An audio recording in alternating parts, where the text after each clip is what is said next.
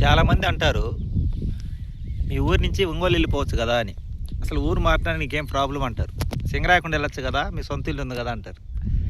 నా ప్రాబ్లం ఏంటంటే, నేను ఇక్కడ పుట్టా, ఇక్కడే పెరిగా. ఇక్కడ మనుషులు ఎవరు నాతో మాట్లాడిపోయినా, ఇదిగో ఈ కొండలు, ఈ రాళ్ళు, ఈ చెట్లు, ఈ ఆకాశం, ఈ ప్రకృతి, ఇది నాతో మాట్లాడింది మా ఊర్లో. అన్నిటికన్నా ముఖ్యంగా ఏంటంటే, ఈ ఊరు నాది, ఈ ఊర్లో నేను పుట్టా, ఇక్కడ పెరిగా అనే ఒక ధైర్యం. ఇక్కడ మనుషులు మాట్లాడిపోయినా నాకు వచ్చే నష్టం ఏం లేదు, కానీ ఈ ఊర్లో నాకు ఇక్కడ ప్రశాంతంగా ఈ రాళ్ళు, ఈ చెట్లు ఇట్లా ప్రశాంతంగా వచ్చి కూర్చుంటే నాకు ఎంత హ్యాపీగా ఉంటుంది. మా ఊరు కొండలు, మా ఊరు వాతావరణం అంటే నాకు ఇష్టం. కానీ ఈ ఊరు వదిలిపోవాలని తప్పనిసరి పరిస్థితులు వదిలిపోవాల్సి వస్తే ఎలా ఉంటుందంటే, మనిషి ఆ ప్రాణం వదిలేసి మళ్ళీ జన్మెత్తుతాడో లేదో తెలియదు, కానీ అలాగుంటుంది అనమాట. అంటే మనం ప్రాణం వదిలేసి ఇంకా కొత్త జన్మ ఎత్తినట్టు వేరే ఊరికి పోతే. కానీ సాధ్యమైనంత వరకు మనిషి పోరాడతాడు బతకడానికి. ఇంకా ఆప్షన్ లేనప్పుడు ఏం చేస్తాడు, భగవంతుడా నీదే ఇష్టం అంటాడు. నా పరిస్థితి కూడా ప్రస్తుతం అలాగే ఉంది. నేను ఇక్కడే ఉండడానికి ఎంతో ప్రయత్నం చేస్తున్నా, పోరాడతా. ఒక ఇల్లు కావద్దు ఇంకొక ఇల్లు చూస్తా, ఒంట్లో శక్తి ఉన్నంత వరకు ఇక్కడే ఉండడానికి ప్రయత్నం చేస్తా. ఆ తర్వాత ఇక నా పరిస్థితి, ఆ శక్తి, పోరాడే శక్తి సామర్థ్యాలు నాకు లేనప్పుడు ఇక భగవంతుడా నీ ఇష్టం అని చెప్పి సింగరాయకుండా మా సొంత ఇంటికి వెళ్ళిపోతా. కానీ ఇది సొంత ఊరు, అది సొంత ఇల్లు. ఇక్కడ సొంత ఆస్తి అనేది ఏం లేదు, అక్కడ అమ్మ ఇచ్చిన ఇల్లు ఉంది. కానీ నాన్నగారు ఊరు ఇది, తాతయ్య గారు, తాత నాయనమ్మ, నా బాబాయ్ వాళ్ళంతా, మా ఊరంతా ఇక్కడే అనమాట. ఇక్కడి నుంచి, ఊరి నుంచి మా బాబాయ్ వెళ్ళేటప్పుడు, మా చిన్న బాబాయ్, ఆయన ఎంతో మానసిక క్షోభ అనిపించి ఇల్లు అమ్మేసుకుని వెళ్ళాడు. ఆయన ఎంత క్షోభ అనిపించాడో నాకు తెలుసు. ఇప్పుడు నా పరిస్థితి కూడా అలాగే ఉంది. ఊరు మారడం అంటే మళ్ళా జన్మెత్తినట్టే అనమాట. అంటే చాలామందికి అనుకుంటారు, అంటే ఊరు మారాలన్నప్పుడు ఇక్కడ పూర్తిగా ఇంకా మనకి ఏ స్కోప్స్, ఇంకా అవకాశం లేనప్పుడు ఇంకా మారాలి. ఇప్పుడు మనం ఎక్కడికి పోయినా ఏం చేయాలన్నా ఇప్పుడు ప్రస్తుతం అయితే మనం ఏం చేసే పరిస్థితులు లేదు, కాబట్టి ఎక్కడికి పోయినా కూడా ప్రస్తుత కాలం అయితే ఏం చేయడానికి మనకి కాలం అనుకూలంగా లేదు, కాబట్టి ప్రస్తుతం కొంతకాలం ఇక్కడే ఉండాలనుకుంటున్నా. ఎందుకంటే ఇక్కడైతే నాతో ఎవరు మాట్లాడకపోయినా నేను ఇటు ప్రశాంతంగా ఇటు వచ్చి కూర్చుంటాను అనమాట. ఇలా కూర్చుంటా ప్రశాంతంగా. చూడండి, ఈ రాళ్ళ మీద హాయిగా ఇలా పనుకుంటా. నాకు ఈ రాళ్ళ మీద పనుకుంటా. అదిగా ఆ నీటి అవతల చెరువులు ఉండయి, ఇటు వాగులు ఉండయి, వంకలు ఉండయి, కొండలు ఉండయి. ఈ ప్రశాంతంగా ఈ పక్షులతో, చెట్లతో మాట్లాడుకుంటా ఒంటరిగా కూర్చుంటా. నాకు ఇక్కడికి వస్తే నాకు కలిగే ఆనందం, సంతోషం ఎన్ని కోట్లు పెట్టినా ఏ ఊరికి పోయినా నాకు రాదు. హైదరాబాద్ పోయినా కూడా బహుశా రాదేమో. బహుశా మా ఊర్లో అంత మాధుర్యం, మహత్యం ఉంది. ఎందుకంటే స్థానబలం అంటే స్థానబలంలో ఒక కుక్క అయినా సరే దాని ఇంటికాడ, దాని ఉండే స్థానంలో ఏదైనా పెద్ద జంతువు వచ్చినా కానీ ఎగిరి దూకిద్ది అనమాట. అది ఎందుకంటే అది దాని దగ్గర శక్తి కాదు, అది దాని స్థానం బలం. దాన్నే స్థానబలం అంటారు. స్థానబలం అంటే నేను ఇక్కడ పుట్టి పెరిగాను కాబట్టి ఇక్కడ ప్రతి ఒక్క ఈ భూమి మీద, ఇక్కడ ఈ ప్రాంతంలో, ఎక్కడికి వచ్చినా సరే నాకు ఇక్కడ ఒక అనుబంధం ఇవన్నీ అలుముకొని ఉన్నాయి అన్నమాట. అల్లుకోనండి నా ఏమంటారు, నా ఇక్కడికి వచ్చి కూర్చుంటే ప్రశాంతంగా ఉంటుంది. ఇక్కడ ఇవన్నీ అల్లుకొని ఉంటాయి అన్నమాట. అందువల్ల నేను ఈ ప్రాంతం నుంచి విడిచిపెట్టాలంటే కష్టంగా ఉంటుంది. మా అబ్బాయి కూడా ఒంగోలు వచ్చేసేయండి అంటాడు, లేకపోతే సింగరాయకుండా బండి అంటాడు. కానీ నేను మటుకు ఇక్కడే కొంతకాలం ఉండాలని ఆలోచన చేస్తున్నా. మీరేమంటారు? అంటే అవతల చెప్పేది సులభంగానే ఉంటుంది, మీరు వెళ్ళిపోవచ్చు కదా ఈ ఊర్లో, ఇంకేమి ఇక్కడేం పని లేదు, వెళ్ళిపోవచ్చు కదా ఇక్కడేం పని లేదు కదా అంటారు. అందుకనే నా షాపు 2 సంవత్సరాలు పని లేకపోయి నడిపా. అందరూ ఇలా ఖాళీగా ఉండారు కదా అంటారు. మనకి బతకడానికి, తినడానికి భగవంతుడు ఇచ్చిన కాడికి ఉన్నా కానీ సలహాలు ఇస్తుంటారు. మనిషికి గౌరవం, విలువ రావాలంటే ఏదో ఒక పని చేయాలి. అందుకని చాలామంది పెట్టుబడులు పెట్టి నష్టపోతూ, కష్టపడుతూ, డబ్బులు కోల్పోతూ సమాజాన్ని మెప్పించడానికి ప్రయత్నం చేస్తుంటారు. నేను అలా ఉండను కాబట్టి మనం అంటే జనాలకు నచ్చదు. అందుకని నేను ఇల్లు కాకపోతే ఇంకొక ఇల్లు కాకపోతే ఇంకొక ఇల్లు మారి ఇక్కడే ప్రయత్నం చేస్తా సాధ్యమైనంత వరకు.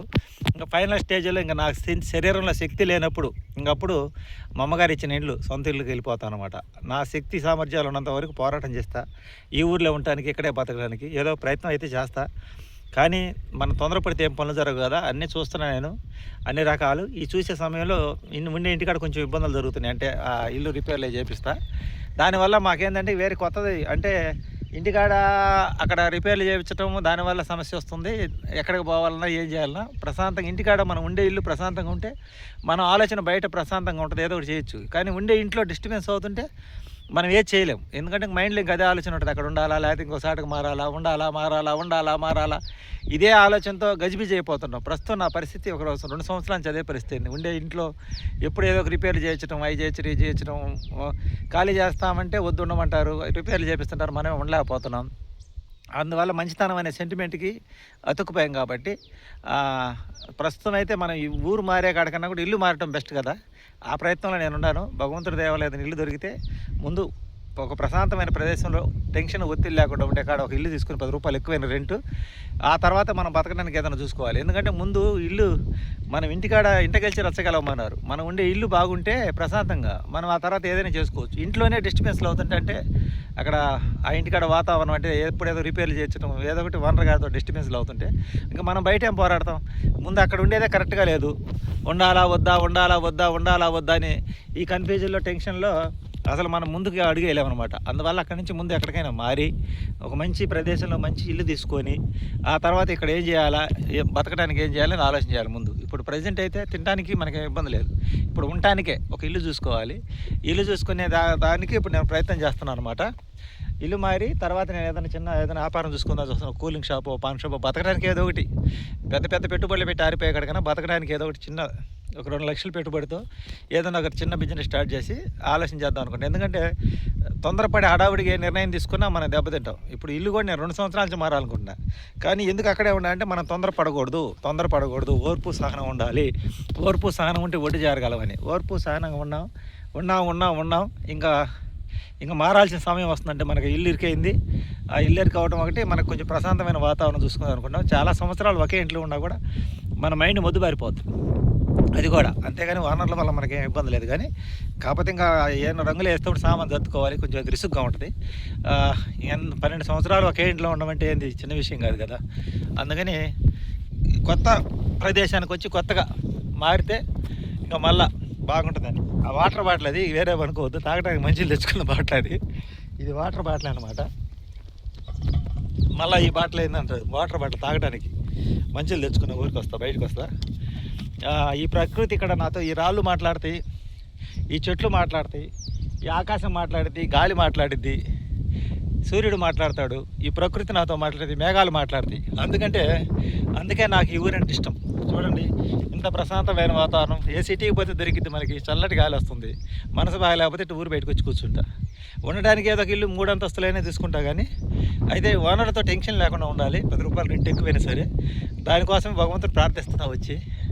ఇక్కడ నాకు మరి ఎంతకాలం ఇక్కడ ఈ ఊర్లో ఉంచుతాడో అంతకాలం చేతిలో ఉంటుంది, మన చేతిలో ఉంటుంది కదా. ప్రయత్నం మాత్రమే మనం చేస్తాం, ఫలితం పైవాడి చేతిలో ఉంటుంది. ఇప్పుడు నేనైతే ప్రయత్నమే చేస్తున్నా. ఫలితం మటుకు ఇప్పుడు మనం